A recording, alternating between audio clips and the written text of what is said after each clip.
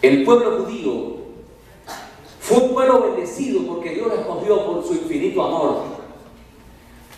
Dios lo escogió para que fuese luz de las naciones, para establecer allí un centro de adoración que pudiese enseñar al resto del mundo quién era el Dios creador del cielo y de la tierra. El pueblo judío fue un pueblo tan favorecido que hoy día, yo creo que esa bendición todavía se extiende hasta el siglo XXI. Los grandes multimillonarios que este mundo tiene son ¿qué? Son judíos. Pero el pueblo judío hizo algo que tú y yo corremos el peligro cada día de cometer. Y es que ellos pusieron a Dios en un segundo plano y el templo se convirtió en su gloria. Ellos hablaban del templo con un orgullo que se le llenaba el pecho de hablar del templo. Pero Dios estaba en segundo lugar. Y Dios nunca acepta papeles secundarios. O Él es protagonista en tu vida, o no actúa en el drama. Así que el pueblo judío puso a Dios en segundo plano y ellos tenían el templo como su gloria. Tanto es así que aquel día cuando Jesús estaba en el templo, los discípulos se dijeron: Señor, mira el templo. Recuerden el pasaje, ¿verdad? Mira el templo. Quiero llevarlos un momentico a Jerusalén, a ese día. Dejen que su imaginación vuele conmigo y vamos a hacer un viaje imaginario. Allí a Jerusalén, vamos a caminar al lado del Maestro y dejar que Él nos enseñe el mensaje importante que Él tiene para su pueblo en esta mañana. Dice el versículo 37 del capítulo 23. Vamos a usar mucho el texto sagrado, por tanto, no cierren su Biblia ni apaguen sus celulares que tienen allí la palabra, ¿ok? Vamos a usarlo mucho. Dejemos que la palabra sea la que hable. Capítulo 23, versículo 37, y Jesús dice: Jerusalén, Jerusalén, que matas a los profetas y apedreas a los que te son enviados. ¿Cuántas veces quise juntar tus hijos como la gallina junta sus polluelos debajo de las alas y no quisiste? He aquí vuestra casa os he dejado desierta, porque os digo que desde ahora no veréis más, hasta que digáis: bendito el que viene en el nombre del Señor. Jesús estaba entrando a Jerusalén. Iba en su burrito sentado, la gente aclamando, la gente diciendo: Hosanna, bendito que viene en el nombre del Rey, Hosanna. La gente alegre y feliz, y Jesús comienza a llorar. A llorar porque en su visión profética estaba mirando los siglos que iban a pasar. Cómo esa ciudad iba a ser sitiada, destruida, sus hijos muertos, empalados, crucificados. Veía con su visión profética a las escaleras del templo ensangrentadas por las muertes y las matanzas. Así que Jesús comienza a llorar porque ese pueblo que Dios escogió, ese pueblo que Dios bendijo, no había sido agradecido y habían puesto a Dios en un lugar que ya Dios no estaba allí. Y ahora Jesús comienza a llorar y dice esas palabras tristes: Jerusalén, Jerusalén, que matas a los profetas y apedreas a los que son ¿qué? Enviados. En su infinito amor, y yo alabo el nombre del Señor por su gran misericordia. A pesar de que el pueblo había escogido a Dios, lo había puesto en un segundo plano, Dios no se cansó de luchar, de mandarles mensajeros, enviarles profetas, enviarles gente que pudiesen advertir al pueblo de su peligro inminente. Pero el pueblo judío, uno tras otro, mató, apedreó y destruyó. Nunca apedreen a los que les he enviado. Aquí, gracias a Dios, no hay ese problema.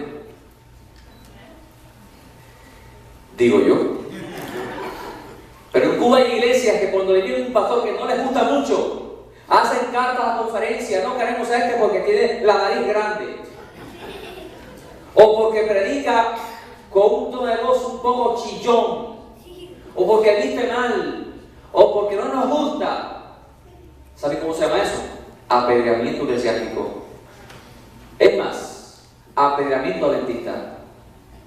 Nunca apedreen a los que les he enviado, porque el que es enviado por Dios viene con un mensaje de salvación para su iglesia. Amén. Y Jesús lloraba, decía: ay iglesia, ay pueblo, ¿cuántas veces quise juntar con una música en el celular que te enviaba, con un mensaje por internet que escuchabas. Encendías, de pronto te conectabas y de pronto aparecía allí un pastor predicando. Ay, me equivoqué de página, Eso es un mensaje que Dios te envía. Así que los profetas unos tras otros fueron muertos, apedreados. Y en el verso 38 hay un texto muy importante para esta mañana. Dice allí: he aquí, vuestra casa os es dejada como desierta. Me ayuda, por favor. ¿O se deja cómo? Desierta. Noten que cuando Jesús entra al templo y ve a los cambistas negociando dentro del templo, a los sacerdotes vendiendo, él toma un látigo de cuerdas, levanta la mano y dice esta frase: mi casa será llamada ¿qué? Casa de oración para todos los pueblos. ¿Cómo dijo él? ¿Mi qué? Mi casa. Porque la palabra se cumplía cuando dijo el profeta: el celo de tu casa me consume.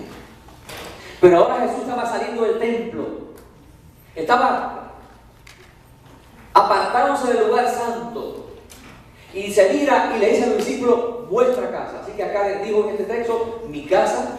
Y ahora dice en el otro texto, ¿qué dice? Vuestra casa que queda desierta. ¿Saben qué estaba pasando? La presencia de Dios se estaba retirando ese día de ese lugar para nunca más regresar. ¿Y saben qué implica que el Señor Jehová se retire de un lugar y se aparte para siempre? Queda sin su protección y sin su bendición. Lucha para que la presencia de Dios esté en tu vida ahora y siempre. Permítele al Señor ser el dueño y Señor de tu vida y de tu familia. Y los discípulos estaban ahí con él. Y dice el verso número 1 del capítulo 24, por favor, lean conmigo. Y salido Jesús, ¿cómo dice? Salido Jesús, se iba del templo y se llegaron sus discípulos para mostrarle los edificios del templo. O sea, Jesús hablando de cosas eternas. Jesús hablando del destino de ese pueblo. Y los discípulos pensando ¿en qué? ¿En qué pensaban los discípulos? En el templo. Para mostrarle los edificios del templo. Iglesia de locura. Van para un lugar nuevo. Van para un templo nuevo. De nada les servirá si la presencia del Señor no está con ustedes. Preocúpense por dejar todo listo, pintar, departamentos para niños, audio bueno, piano nuevo. Pero más que esto, asegúrense que la presencia de Jehová descienda con su nube sobre su pueblo. Amén. Y respondiendo él les dijo: ¿veis todo esto? De cierto os digo que no será dejada, no quedará aquí piedra sobre piedra que no sea que destruida. O sea, cuando pensamos en una casa como la que hay en Cuba, que es de ladrillos pequeños o de bloque un poquito más ancho, uno puede entender cómo puede ser no dejada piedra sobre piedra. Pero el asunto es que el templo estaba construido con piedras de más de 6 metros, mármol blanco, enchapadas las puertas y las ventanas de los bordes de las puertas en oro puro. Cuando el sol saliente de la mañana se asomaba detrás de las montañas y emitía sus rayos sobre el templo, era un espectáculo ver desde el Monte de los Olivos el templo de Jerusalén. Brillaba juntamente el mármol blanco junto con el oro. Era ver la ciudad celestial allí. Por eso los judíos sentían tanto orgullo de su templo. Pero Jesús estaba dando una palabra dura esa mañana. Dijo él: no quedará ¿qué? Piedra sobre piedra que no sea destruida. Los discípulos quedaron con ese pensamiento, con esa idea. Había tanta gente que ellos esperaron un momento oportuno para preguntar al Señor. Y allí en el versículo número 3 dice: y sentándose Jesús en el monte de los olivos, se llegaron a él los discípulos aparte diciendo: dinos, ¿cuándo serán estas cosas y qué señal habrá de tu venida y del fin del mundo? ¿Cuál fue la pregunta que los discípulos estaban haciendo a su maestro? ¿Cuál era? ¿Alguien puede ayudarme, por favor? ¿Cuándo serán todas estas cosas? ¿Y qué más preguntaron? ¿Y qué? No dice señales, como algunos están diciendo. Señal. Está en singular. En el griego, que es el idioma que se escribió esta parte, está en singular. En el español pueden encontrarlo en los demás evangelios, está en singular. Ellos están preguntando, ay Señor, ¿cuáles serán las señales del fin del mundo, de tu venida? Entonces encontramos a nosotros los evangelistas, los pastores, los predicadores. Hermanos, vamos a ver esta noche las señales de la segunda venida. Terremotos, ¿qué más? Hambre, pestes, guerra por doquier. Pero los discípulos no estaban preguntando cuáles serían algunos de los eventos físicos, políticos, sociales, no. Dijeron, ¿cuál será la señal de la venida? Y Jesús inmediatamente responde en el verso 4. Le dijo, mirad que nadie, ok. Se engañe. Vamos a repetir el 4, por favor, es importante. Vamos a repetirlo, 1, 2, 3. Y respondiendo Jesús le dijo, Mirad que nadie se engañe. y comienza ahora a escribir para ayudarles a entender cuál es la señal de su venida. Verso 4. Perdón, verso 5. Porque vendrán muchos en mi nombre diciendo, yo soy el Cristo, y a muchos engañarán, y oiréis de guerras y rumores de guerras. Mirad que no turbéis, porque es necesario que todo esto acontezca, pero aún no es que. Por tanto, ¿dónde está la señal aquí? Pregunto, ¿dónde está la señal? No está. Es más, Jesús está diciendo que esas cosas no son señales del fin. Solamente dice el texto, Cuando viene. ¿por qué menester que esto acontezca? Más aún no es que. Por tanto, si no es el fin, terremotos, no dice terremoto allí, ¿verdad? ¿Cómo dice allí? Guerras, ¿qué más? Rumores de guerras y todo esto. Y Jesús está diciendo que si esa guerra no es el fin, por tanto las guerras no pueden ser la señal del fin. ¿Están conmigo? ¿Están de acuerdo, sí o no? ¿Hasta ahí están de acuerdo? Ok. Verso número 7. Porque se levantará nación contra nación y reino contra reino, y habrá pestes y hambres y terremotos por diferentes lugares. Y toda esta cosa será principio de ¿qué? Si es principio de dolor, tampoco puede ser la señal del fin, porque es principio. ¿Está conmigo o no? Verso número 9. Entonces os entregarán para ser afligidos y os matarán, y seréis aborrecidos de todas las gentes por causa de mi nombre. Y muchos entonces serán escandalizados, se entregarán unos a otros, y unos a otros se aborrecerán, y muchos falsos profetas se levantarán y engañarán a muchos, y por haberse multiplicado la maldad, el amor de muchos se enfriará. Mas el que persevere hasta el fin, este será ¿qué?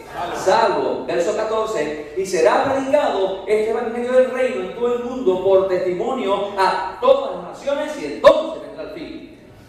¿Amén o no? Amén. ¿Dónde está la señal? ¿Cuál es la señal? ¿Dónde lo dice? Pero ¿dónde lo dice? No lo encuentro allí. Ahí fue donde se levantó el demoniado.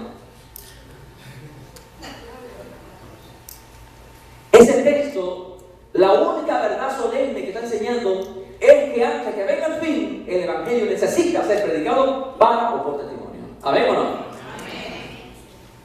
Pero en ningún momento el pasaje dice que la predicción del evangelio es la señal del fin de la segunda venida. Hasta ahí Jesús estaba narrando los eventos políticos, sociales, económicos, naturales que iban a ocurrir en este planeta antes del fin. Y ahora en el verso 15, Él le da un giro a su sermón profético. ¿Qué preguntaron los discípulos? A ver si están conmigo, si recuerdan. ¿Qué preguntaron los discípulos? ¿Cuándo serán estas cosas? ¿A qué se referían los discípulos cuando preguntaron cuándo serán estas cosas? ¿Qué había hablado Jesús que ellos les picó la curiosidad de preguntar? ¿De la destrucción de qué?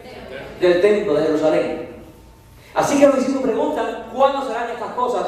¿Refiriéndose a qué? Al templo. ¿Y qué señal habrá de tu venida y de ti en siglo? Noten que están haciendo. ¿Sabes por qué? Porque era común ese patrón de pensamiento en el pueblo judío. donde los profetas de la antigüedad usaban un evento local, histórico, como plataforma para entonces ilustrar una verdad escatológica o futura del tiempo del fin. Les explico. Cuando Oseas escribe: de Egipto llamé a mi hijo, ahora Mateo usa ese pasaje para referirse a la huida que hizo Jesús, José y María con Jesús a Egipto, porque Herodes lo quería matar. Recuerden el pasaje. Y ahora cuando muere Herodes, Jesús es traído otra vez a Nazaret para que se cumpliese, dice el pasaje allí en el Evangelio, la palabra profeta cuando dijo: de Egipto llamé a mi hijo. ¿Estamos claros? O sea, Mateo lo aplica a Jesús. Ahora, cuando Oseas está hablando el pasaje de Egipto llamé a mi hijo, ¿él está pensando en Jesús? No. ¿Qué hay en el pensamiento de Oseas cuando dice: de Egipto llamé a mi hijo? El éxodo. Un evento histórico y local. ¿Ok? Pero ahora, un escritor del Nuevo Testamento toma ese evento histórico y local y se lo aplica ¿a quién? A Jesús, un evento que está en el futuro. Cuando fueron a destruir Babilonia, hay un texto que dice: ha caído Babilonia, la gran ramera, en Apocalipsis. ¿De dónde toma Juan el concepto de Babilonia caída? ¿De dónde lo saca?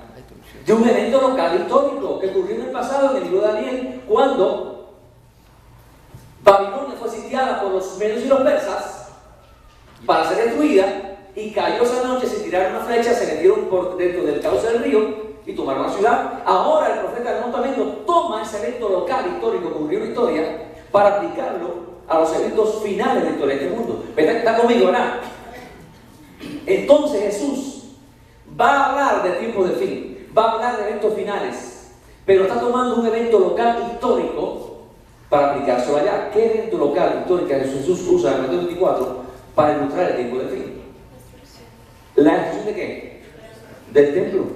Y en el verso 15 dice allí, vean conmigo por favor: por tanto, cuando veáis la abominación del asolamiento o desoladora que fue predicha por Daniel profeta, que estará en el lugar santo, en el templo, el que lea entienda, entonces los que están en Judea huyan a los montes, y el que sobre el terrado esté no descienda a tomar algo de su casa, y el que esté en el campo no vuelva atrás a tomar sus vestidos. Mas hay de las que están encintas y de las que crían en aquellos días. Oren para que vuestra huida no sea en invierno ni en sábado, porque habrá entonces grande aflicción, cual no fue desde el principio del mundo hasta ahora, ni será. Y si aquellos días no fuesen acortados, ninguna carne será salva, mas por causa de los escogidos, aquellos días serían ¿qué? Acortados. ¿De qué está hablando Jesús? De la destrucción de Jerusalén, que sería en el año 70. Pero no está anticipando ese evento local e histórico que iba a ocurrir ahí en Jerusalén. Y él dice que así como Jerusalén sería destruida y habría una señal que iba a identificar que la ciudad iba a ser destruida, también iba a haber una señal que iba a identificar a sus hijos de que el fin del mundo estaba cerca. ¿Cuál era la señal que Jesús usó para decirle al pueblo cuando el templo iba a ser destruido? ¿Cuál fue la señal que él usó allí? Cuando veáis a la ciudad que sitiada. Esa es la señal que iba a identificar que la destrucción había que venido. Ahora Jesús comienza a hablar de cosas eternas en el futuro. Dice él claramente que esos días serían difíciles, había persecución. Oren para que vuestra vida no sea en invierno ni en sábado, porque el sábado la ciudad se cerraba completamente, ¿recuerdan? Y nadie puede salir. Y si aquellos días no fueran cortados, nadie sería salvo, más por causa del pueblo remanente. ¿Amén o no? Por causa de sus hijos, por causa de sus hijos fieles, por causa de su gente linda, que él va a llevar al cielo, que va a llevar a la eternidad, esos días de aflicción iban a ser ¿qué? Acortados. Verso número 23. Entonces, si alguno os dijere: aquí está el Cristo, o allí, no creáis, porque se levantarán falsos cristos y falsos profetas, y darán señales grandes y prodigios de tal manera que engañarán, si fuere posible, aún a quién. Al escogido. Hay gente muy encumbrada que viene aquí de traje y corbata a cantar, a predicar, a tocar piano, a dirigir todos los sábados, every sábado. Pero no va a ser salvo. ¿Sabes por qué? Porque la gloria del Señor no le acompaña. están más preocupados por el templo externo y Dios ha quedado en un segundo ¿qué? Asegúrate hoy mismo, antes de salir por esa puerta de afuera, que la gloria y la presencia de Jehová está en tu vida ahora y siempre. Dice él: si alguno dijere aquí está Cristo, allí no lo creáis, porque se levantarán falsos cristos y falsos profetas y darán señales grandes y prodigios de tal manera que engañarán, si fuera posible, a los escogidos. He aquí, os lo he dicho antes.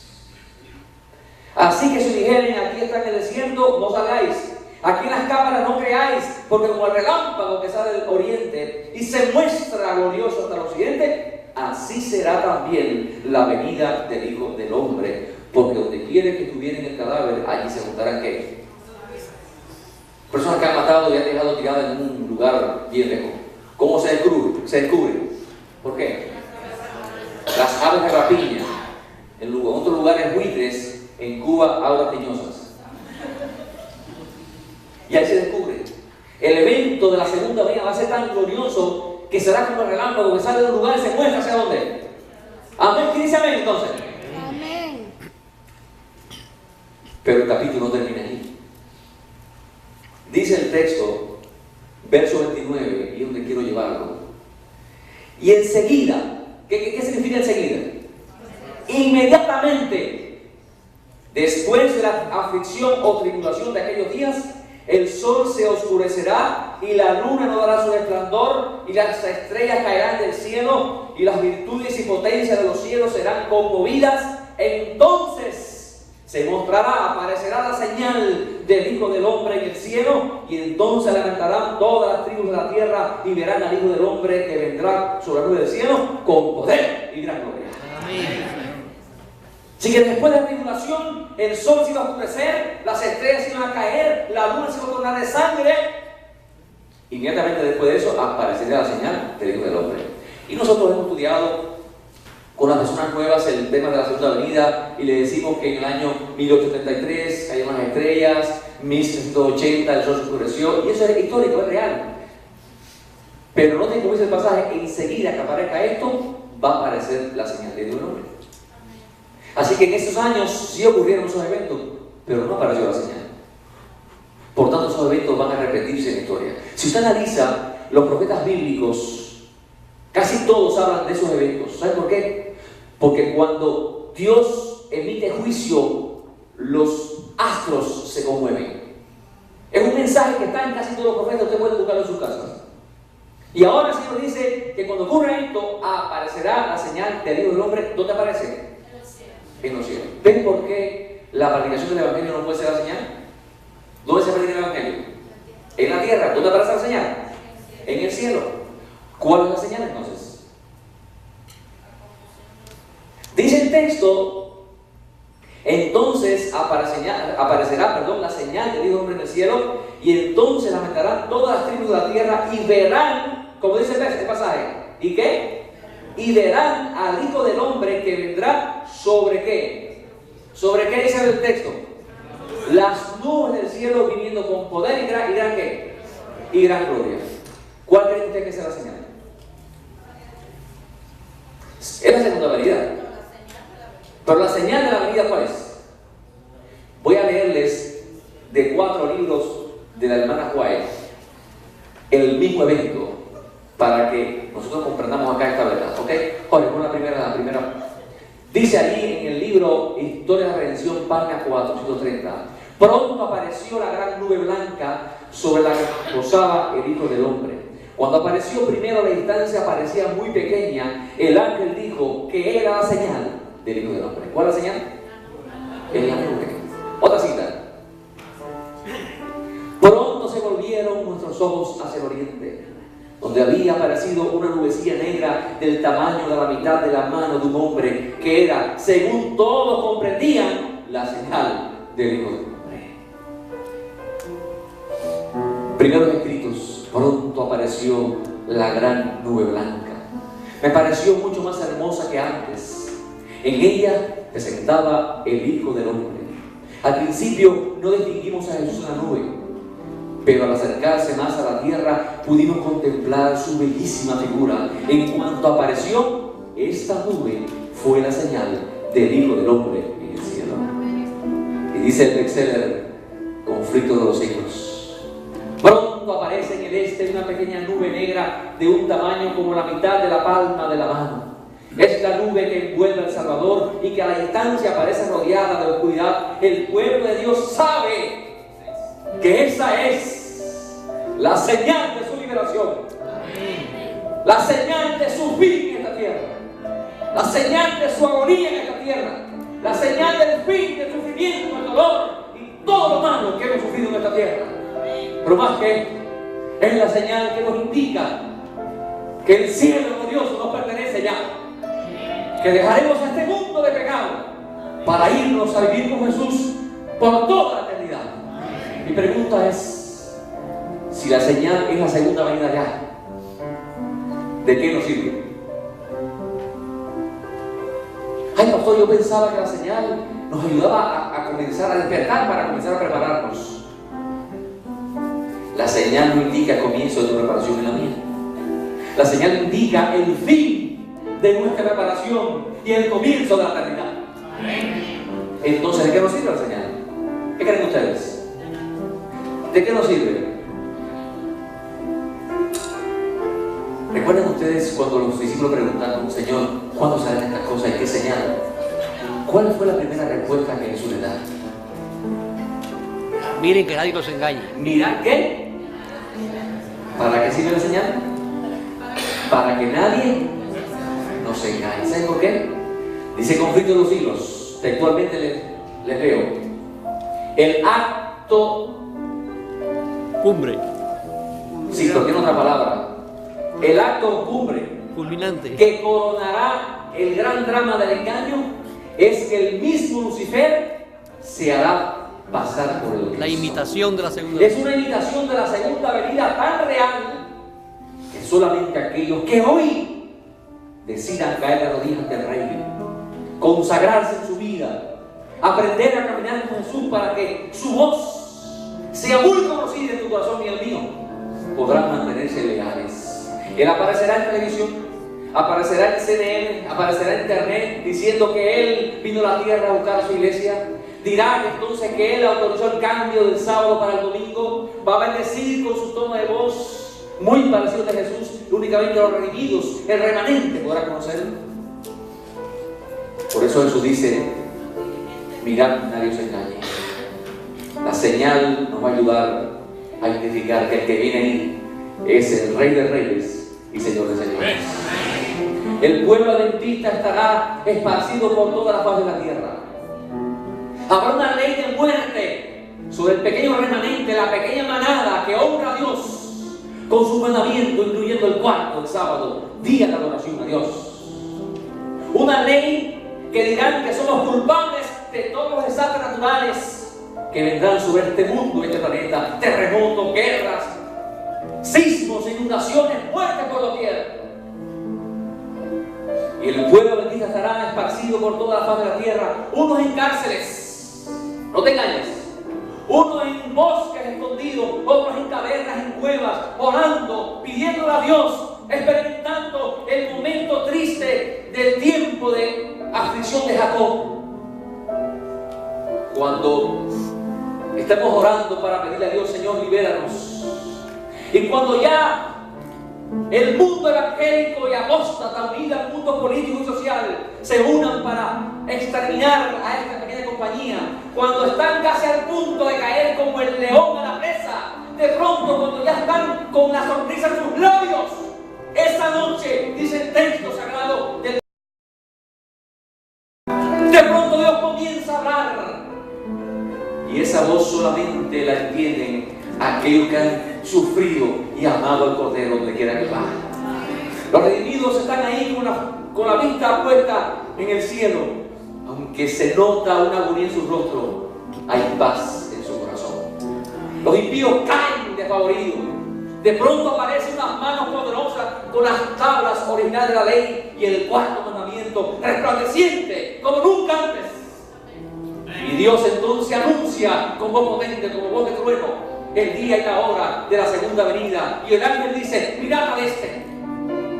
Y cuando el pueblo de Dios mira al este, allí en el este aparece esa pequeña nube que aparece como la mitad de la palma de la mano de un hombre, que a la distancia parece oscura, pero a medida que se va acercando a la tierra se va tornando blanca y resplandeciente. Sobre ella viene coronado el Rey del universo.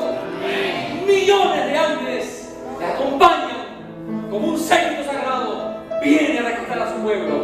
Se acerca y con voz potente declara en el cielo: despertaos, vosotros que dormís en el polvo, levantaos, se abran las tumbas, y del lecho polvoriento se levantan los redimidos que tantos años aguardaron la bienaventurada esperanza. Los ángeles vuelan a las tumbas de los pequeños que murieron tiernamente en edad. Toman a esos niños y vuelan con presteza a los brazos de las madres que perdieron sus hijos y los entregan allí, hermanos, para nunca más separarse. Luego nosotros, los que estemos vivos, seremos transformados en un abrir y cerrar de ojos. Y entonces, en contra de la ley de gravedad, comenzaremos a ascender hacia ese mar cuajado de estrellas y viajar al lugar que el Señor nos ha preparado. Dice la inspiración que cuando Jesús se va acercando como redimidos a la ciudad celestial, a la nueva Jerusalén, los ángeles que están acompañando el séquito de redimidos comienzan a preguntar, declara lo que dice el Salmo 24, dicen a los ángeles adentro: abrid vosotros puertas eternas y entrará el Rey de Gloria. Y los ángeles que están adentro preguntan: ¿quién es este Rey de Gloria? Los que no lo sepan es porque se deleitan en escuchar su nombre. Y los de afuera responden: Jehová, el fuerte y valiente, este Rey de Gloria. Se abren las puertas y comienzan a entrar los redimidos. Y entran allí, Jesús se pone en el centro y con su diestra comienza a colocar la corona sobre la cabeza de cada uno de sus hijos que ha sido fiel y que está allí por el sacrificio que él mismo hizo. Pero ocurre algo: cuando los redimidos ven las señales de sus manos, se sienten indignos, caen de rodillas y tiran sus coronas a los pies de su rey. De pronto un grito se escucha por los aires. Los dos Adanes están por encontrarse. El primer Adán, el padre de la raza humana, está allí, redimido y salvado. Se acerca a Jesús. Solamente Adán es superior a toda la raza humana. Solo Jesús está por encima de él en tamaño. Y Adán se acerca a Jesús, y cuando lo va a abrazar, Jesús le tiende las manos y le abre. Adán ve las cruentas huellas que su pecado provocó en su Salvador. Y se siente indigno y cae llorando a los pies de Jesús. Y yo alabo el nombre de mi Rey y su misericordia. Jesús se agacha, lo toma por los hombros, lo abraza fuerte y le dice: Adán, mira, y le muestra el Edén. Un Edén que él guardó, reservado, restaurado. Adán, este es el Edén que tú perdiste, te lo devuelvo doblemente embellecido. Y por edades sin fin, los redimidos estarán seguros para siempre con su Rey. Iglesia, no vale la pena prepararse para ese momento. No vale la pena renunciar al egoísmo humano, renunciar al yo, a la comodidad de no venir al templo en ningún momento del culto, excepto el sábado, 7-Eleven, sacrificarse por amor a aquel que te da la vida, que tiene poder para darte la plata que necesitas para vivir tú y tu familia. Si tú eres fiel a partir de hoy, siempre, yo y mi casa serviremos a Jehová. ¿Cuánto quieren hacer una entrega total, completa a Dios esta mañana? Qué bueno, hermanos. Que el Señor les fortalezca, que le anime. Vamos a terminar con un canto, si es que mi voz me puede ayudar, por favor. Voy a invitar al cuarto armonía para que me acompañen un canto. Y mientras cantamos ese canto, hermanos, si esa es tu decisión, te voy a pedir que te pongas en pie cuando escuches ese canto. Y si es posible, lo cantes junto con nosotros.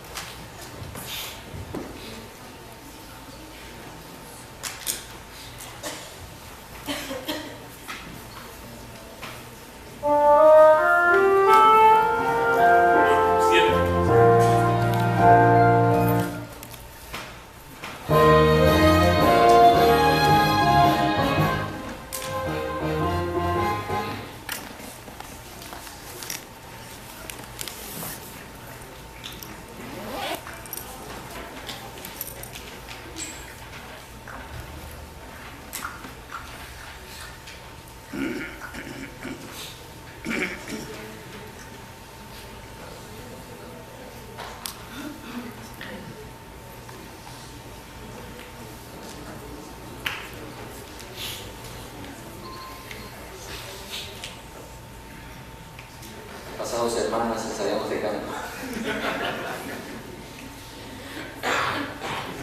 Pero sé que me va a gustar. Víctor, no me ayudas, amigo, voy cuarteto nada más.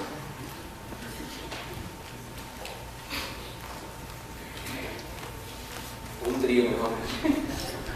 Okay. Espero que lo disfruten así como yo lo disfruto siempre que cada vez que lo veo.